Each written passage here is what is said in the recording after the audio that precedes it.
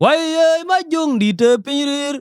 Mariar Ajuong Nhial wai mior ma kwen ma kiti cho chato kedia kan keno maran nyich panda ma borawa. Mariar ko nyangong ma kwe angat ko. Ma lala chebere lare an ke yul. Mariari abelar kwe lil. Blode ga tie nong abun kwa. Malik panda tulu duartin. Panoma tie chingwo nai. Akur ma junga nyeta ma amerog mach ma kwendian tin nyar ma boro gwele jodan dien yar. Ane o airu ran kirwen walen. Aoi twing. An che wen chiro ga ke dengin marum. Yole jo man yenu kum liel kwa che kwat. Pandi den kul nyanga cha o chin ma kundi dien dai.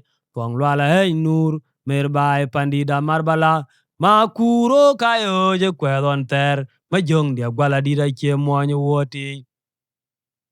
Akur ma junga nyeta ma amerog mach ma kwendian tin nyar ma boro gwele jodan dien yar. Ane o airu ran kirwen walen. Aoj twing. An che wen chiro ga ke dengin marum. Yole jo man yenu kum liel kwa che kwat. Pandi den kul nyanga cha o chin ma kundi dien dai. Tuang lwala hey nur. Merbai pandi da marbala. Ma kuro kayo je kwedon ter. Ma jong dia gwala dida che mwanya woti. Panden piat ache to jabe jembe. Wala tiek ache to jabe loindol. Yene ke chene ter ka welti. Mariari ane ke kai juarol danum. Chene nong bai mai bai pandidol. Panden tiek ache to jabe jembe.